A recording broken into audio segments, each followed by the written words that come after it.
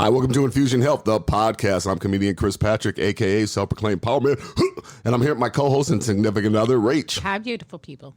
Now, today we have she's a relationship expert and an anti-depression expert. She's calling from the great city of Chicago, the Chi. Go Cubs. We got Anna Lennyr. And Anna's going to talk to us about she's actually, what her title is, a life strategist, what exactly a life strategist is, her background. And we're going to dive right into it. So Anna, welcome to the show. Thank you guys for inviting me. Of course. Okay. So what exactly is your background, and how well, you say you're a life strategist. What exactly is your background? Where did you get your training, all that? So the first training that I received was the training of pain and suffering, which a lot of kids and teenagers, even today, they experience. The second one was at the university in Europe where I studied psychology. That didn't help too much. And the third one is when I decided to play a different game in life for myself, for my family, and later on for other people. Mm-hmm. So you went to college in Europe. What exactly college did you go to?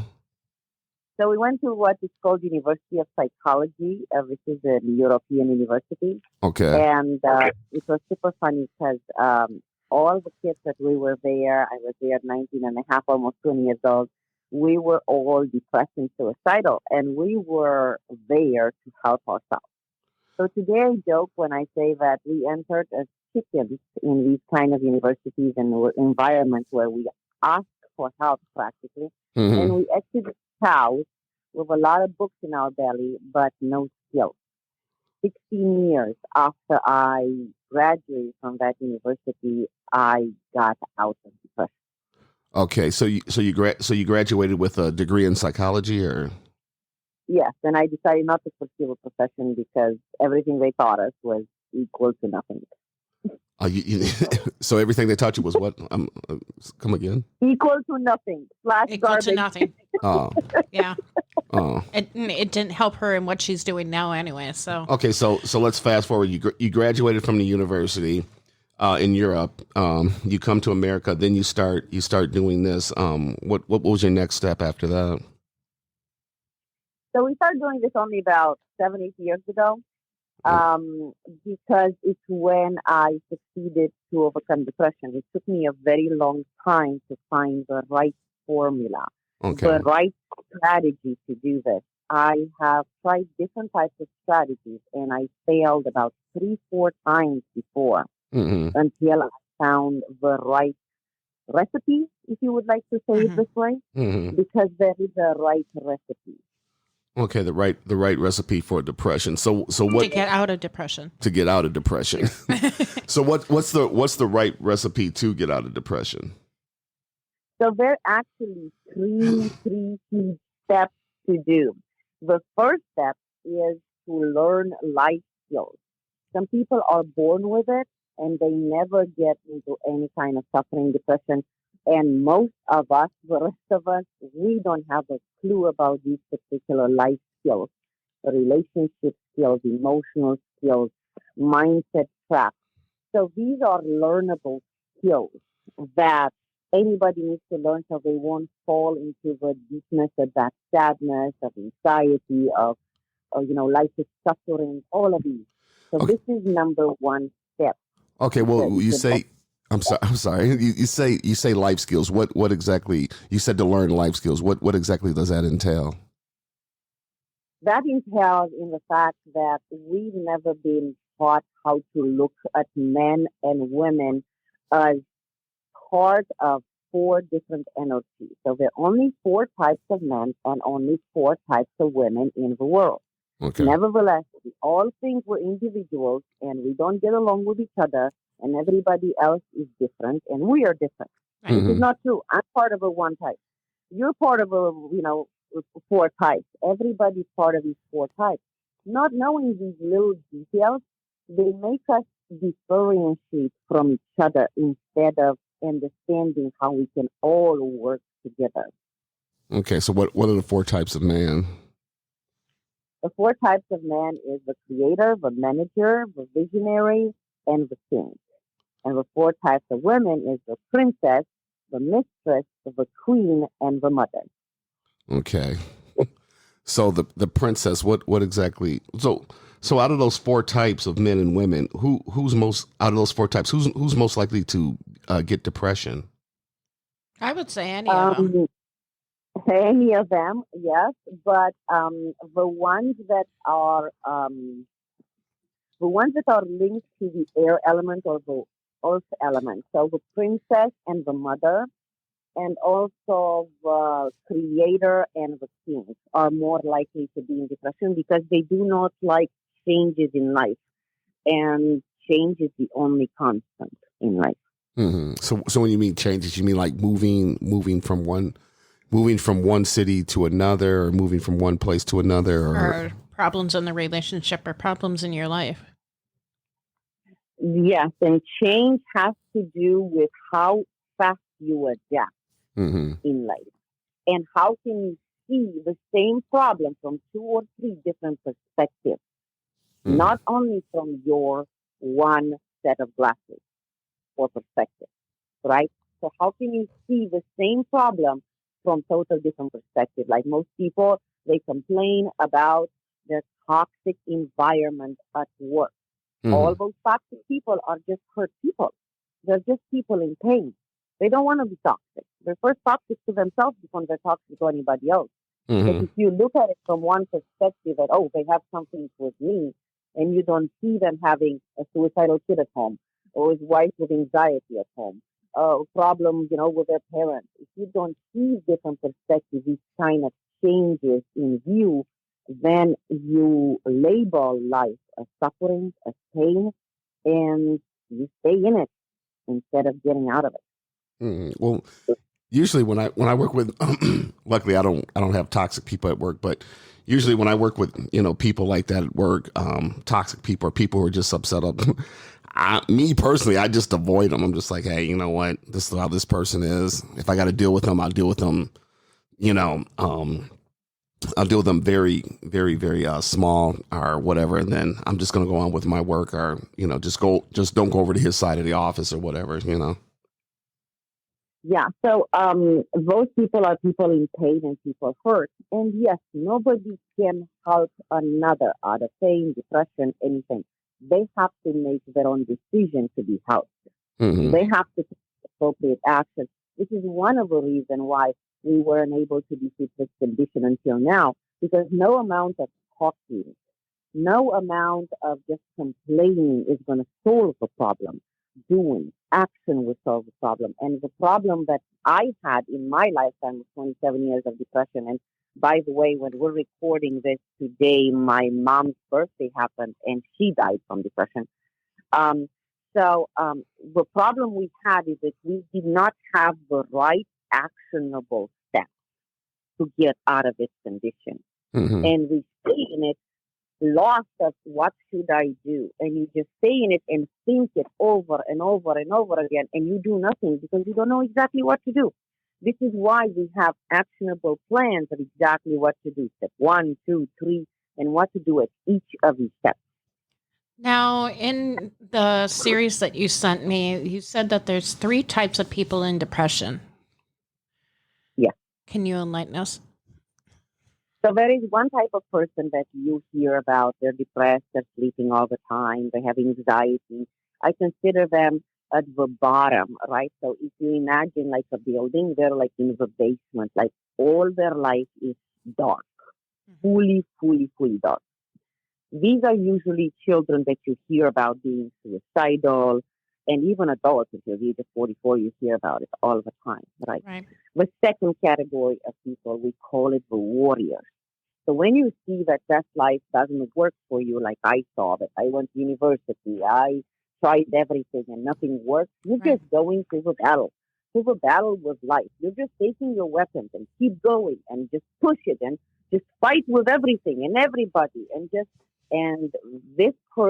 kind of people, they don't realize they're in hurt and in pain because they're bulldozing through life the way they can.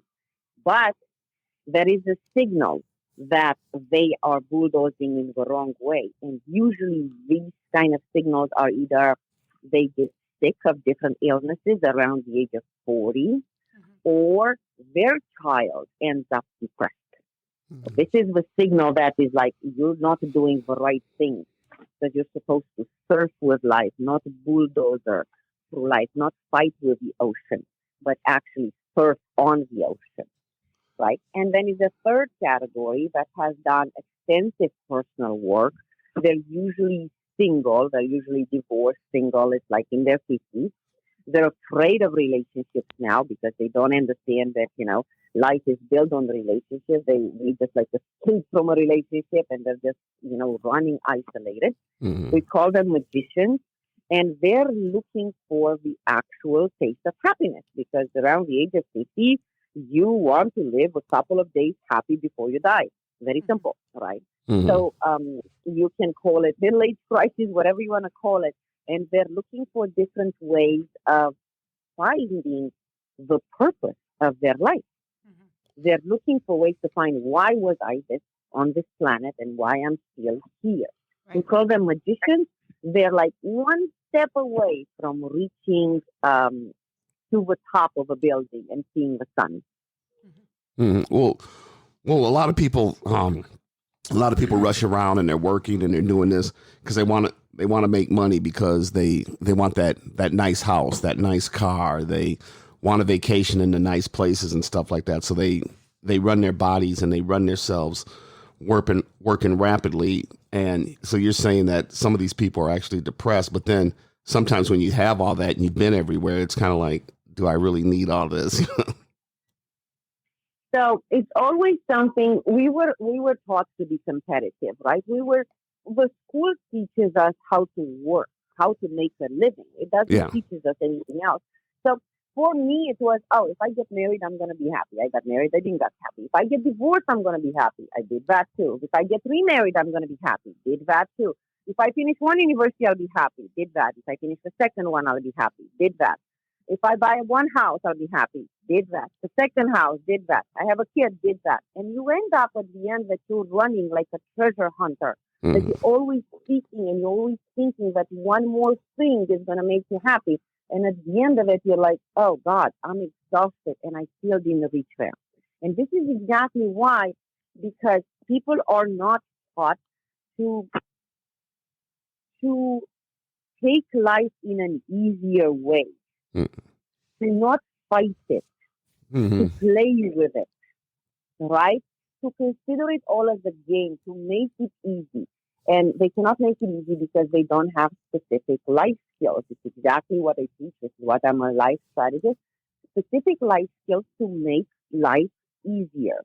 And this is one of the reasons you see so many kids depressed and suicidal today, because they go to their parents and said, why am I here on this planet? And the parents has no clue how to answer. Or they said, how do you make life easier? How do I make sure that I'm never going to get divorced like you? Or I'm never going to slip in depression like you? And the parent looks at them, this is life. Oh, sorry, this is not what the kid wants to hear, that life is hard. You need to make it easy. Okay? I wouldn't want to be on this planet when I hear that life is hard. Jesus, right? So it's like, try to make it easy, but they don't know how to make it easy for themselves. Well, how do you make it easy for yourself? So you have to master the game of life. So this is the 3 steps of we're talking about. The first one is life skills, relationship skills, emotional skills, mindset traps that you need to be aware of. Mm-hmm. Second one, understanding that pain is removable. So this is something that I never knew in all my years of studying, and I studied everything out there. Mm-hmm. Is pain, when it comes in, is removable. I didn't know you can heal from heartbreak in 5 days. Mm-hmm. I thought that you have to suffer from heartbreak. Sure. Okay. And also in your, sorry, Anna. I'm sorry. I just wanted to touch base with in your series that you sent to me. This even has to deal with generational suffering, right? Yes. Sometimes we're just so used to it. We're just so how should I say, trapped in this particular level of pain and suffering that we don't even realize that it's possible out there to get out. And yes, sometimes it's 3, 4 generations. There are people that they only knew suffering in their family. Yep. I personally believe that people happy are only on TV when they're pretending and they're playing a movie. That's what I believe, truly believe. Sure. And then the third one, my dear? And then the third step is understanding that you can build your life the way you want to. Yeah. Yeah. It is very hard to understand that you can create your own life the way you want to, especially when you have been burdened by all kind of pain and hurt, and you feel that the world is on top of your shoulders and you have to carry it. So the hardest thing for most people that come to me is understand that, well, what do you want? It's like, I don't know. Well, Right. let's find out. What do you truly want? Right. Not what somebody else wants from you. Not what the parents wanted for you. Not what a partner wants. Not what the kids want. Not to sacrifice for one person or another or the world. Or what do you truly want? Sure. And here they're taking days to write a list of what they want, because they will never ask themselves this question. Never, Right. ever. Right. So And so You don't what? know what steps do you know to take to accomplish what you want? You have Mm-mm. no clue. And you said that in a lot of therapies and psychologists and stuff like that, they teach from the mind how to heal, but you want to teach from the heart.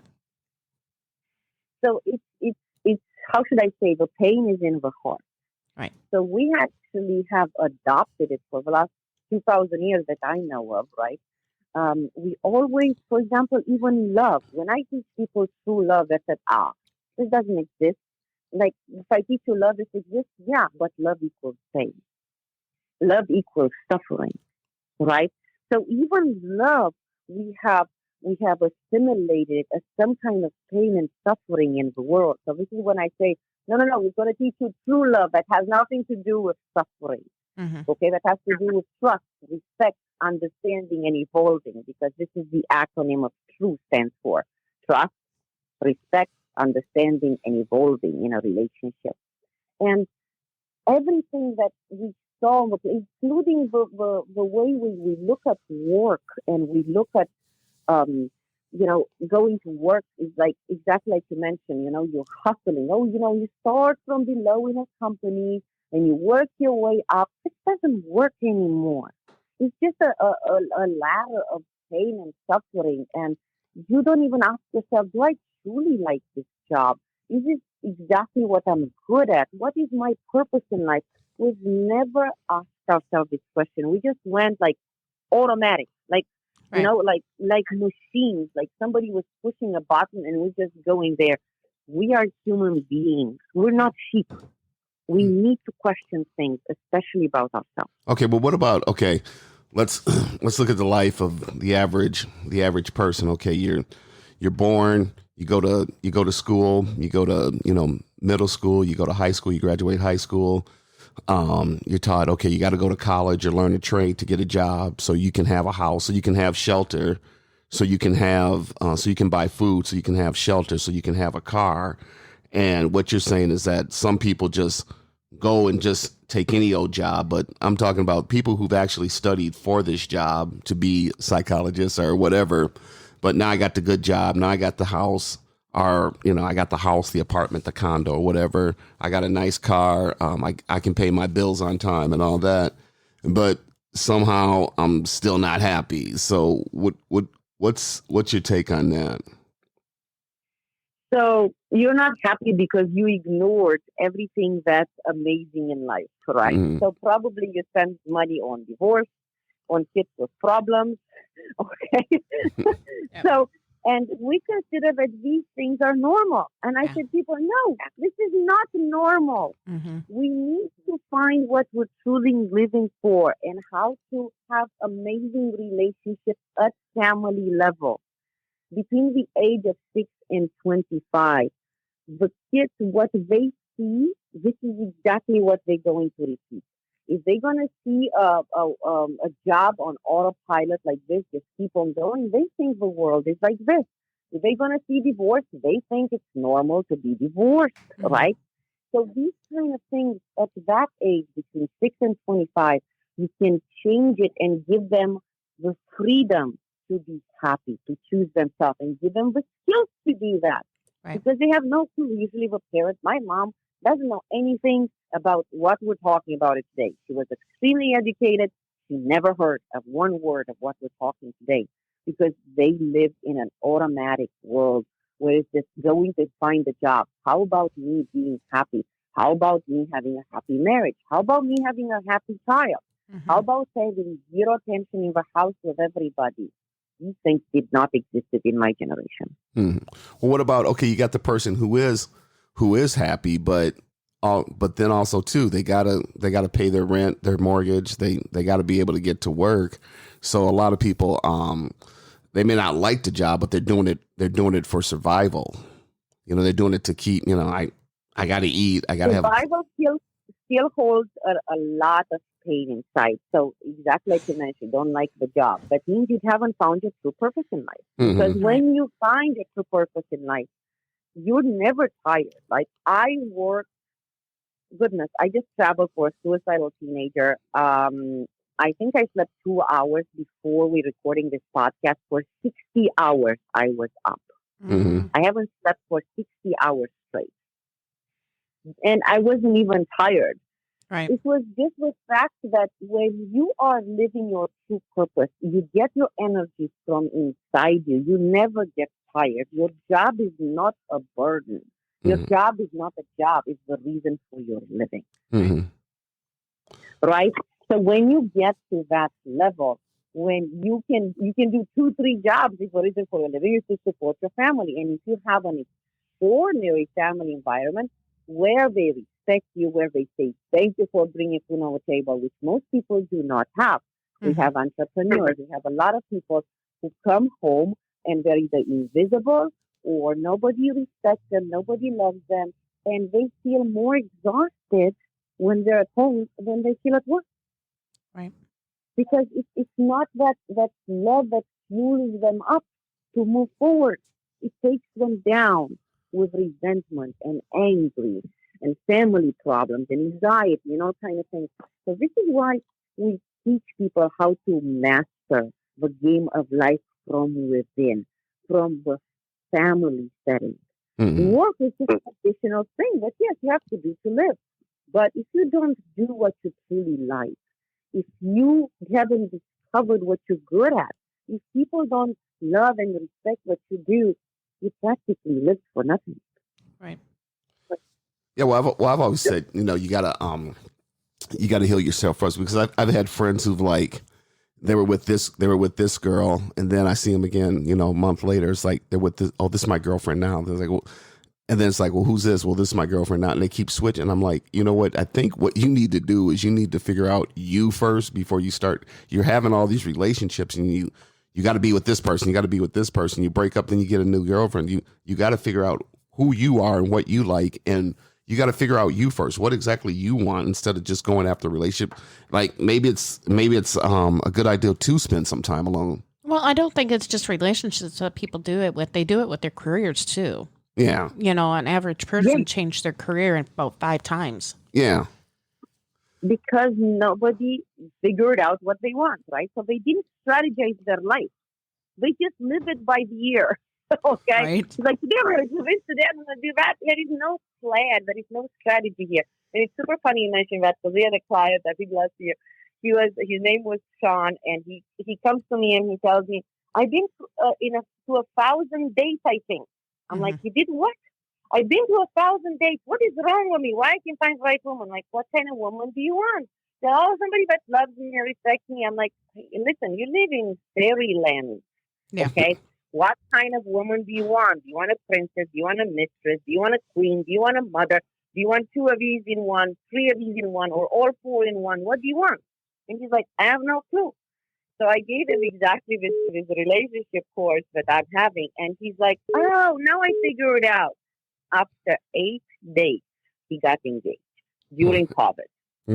Okay? Because he figured out which type of man he is and which type of woman he wants. And he was not going on dates like up and down and right and left and come with an idea. He was going strategically to look for the woman he always wanted, but he knew what he wanted.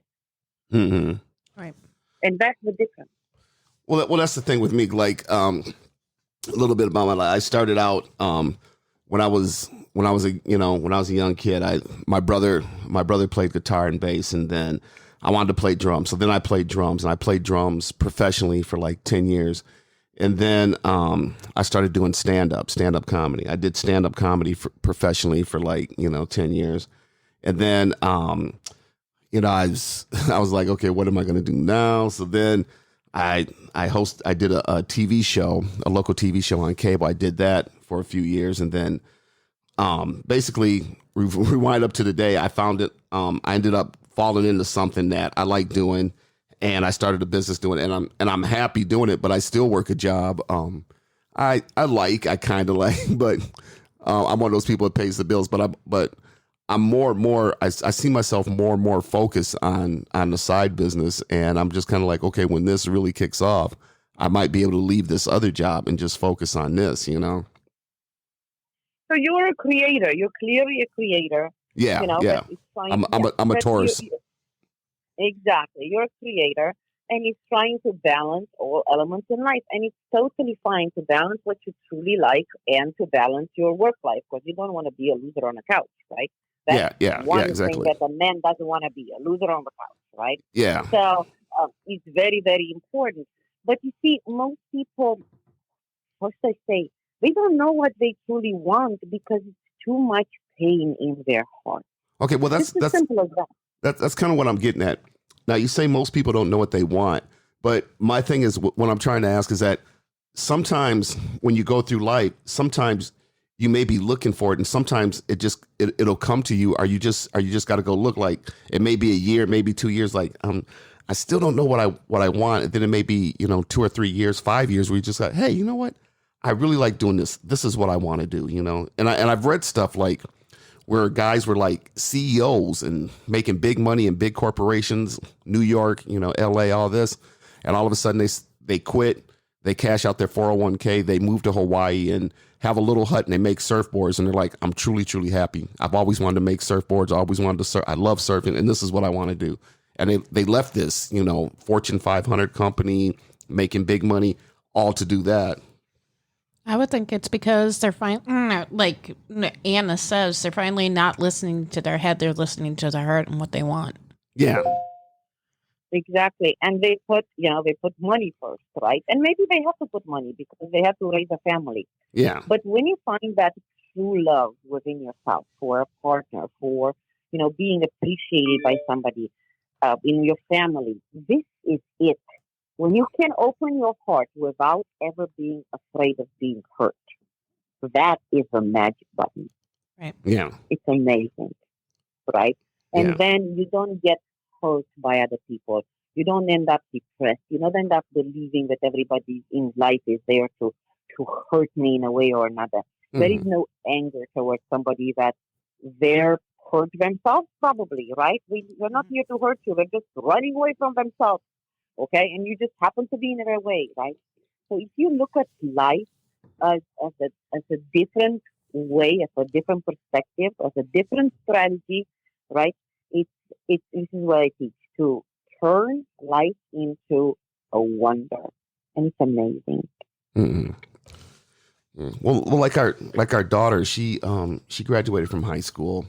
She's really, really smart. I had a job for her, making pretty good money, but she's working a small job here at one of the dinner theaters here in our city. And I'm just kind of like, well, you got this job. I can get you this job where you can make this money. You can save up for college. You can save up for this, but she just doesn't want to do it. And she's, the day she's not working, she's just sitting at home. And I'm kind of like, well, you're sitting at home, you're eating this stuff. You're getting big. It's not doing anything. You need to get out and go do something, Use your mind. So there are different defense mechanisms that everybody is doing when they don't know what they want and they don't know how to master the game of life.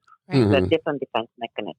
Mm-hmm. So for the children, after we teach them exactly what to do, from a life strategy point of view, a lot of times we need to find somebody from outside of us that motivates them. Mm-hmm. Right? So, for example, one of my mentors is a gentleman who's a millionaire, and he was a millionaire since the age of 23. Well, you will be surprised that my son is mesmerized with him. Hmm. All right. So for him, forget about me. That Right. particular mentor is the role model, right? Mommy, I'm only 14. Do you think I can beat him? Like, yeah, if you have a strategy, Right. okay, and if you have a plan, I'm sure you can beat him. And even if you can't beat him, it's fine. Don't worry. Just go on it, right? Yeah. Right. But there are different ways of how do we approach teenagers, and the worst part is when they're not interested in anything and they're going exactly on autopilot. Because you see, doesn't matter how smart you are, it's not going to get you out of pain. It's not going to connect you with your heart. It's going to keep you in your head. Hmm. And this is the problem that we have today. Everybody's in their head and they're thinking it. And sometimes you just have to take actionable steps to follow something blindly, like the programs that we have to get out of depression. Like if you think it, it has nothing to do with thinking. No amount of thinking ever solves the problem. Right. No amount of talking ever solves depression. Okay? So things like this, that if you look at it and if you question it out of curiosity, you realize that we've been playing this game the wrong way for the last 20, Yeah. 40, 60 years. Hmm. We've been playing this game the wrong way. And we need to turn around and question. Why are we here for? We're not here to suffer. Doesn't matter if you believe in God or not. No God will ever want any person to suffer in the world, right? Right. We're not here to stay in the same job for 20, 40, 60 years. Mm-hmm. We are here to evolve. We are here to grow, to expand, Yeah. Well, like you said to about me. bring value.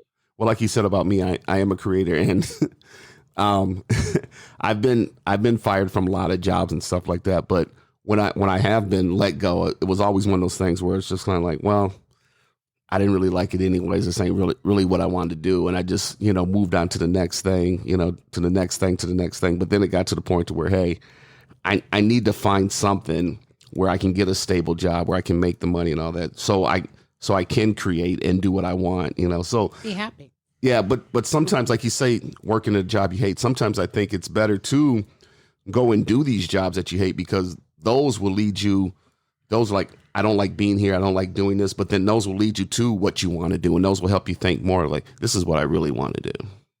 Or sometimes they keep you stuck Yeah. because you don't have another choice, right? So you Yeah. cannot go and learn how to be a pilot for 4 years because you have to support your family. Yeah.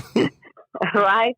So we have to strategize everything, but a lot of times when you come from your heart being not heavy, to be like a feather, like to just take life as a wonder, take it as magic, not take it as I have to.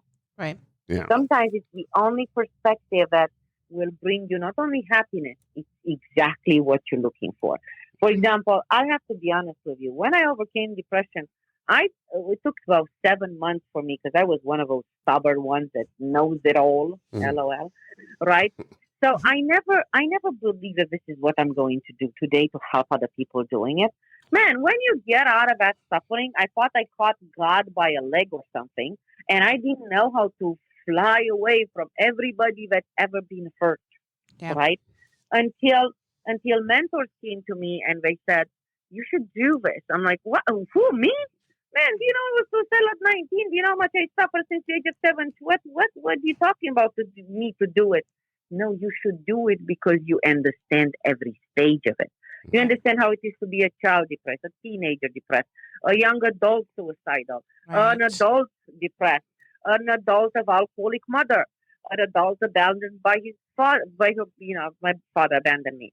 You understand how it is to have a child that almost slipped in depression, right? So you understand all these stages, and now you can reverse engineer, strategize Yeah. how to help others.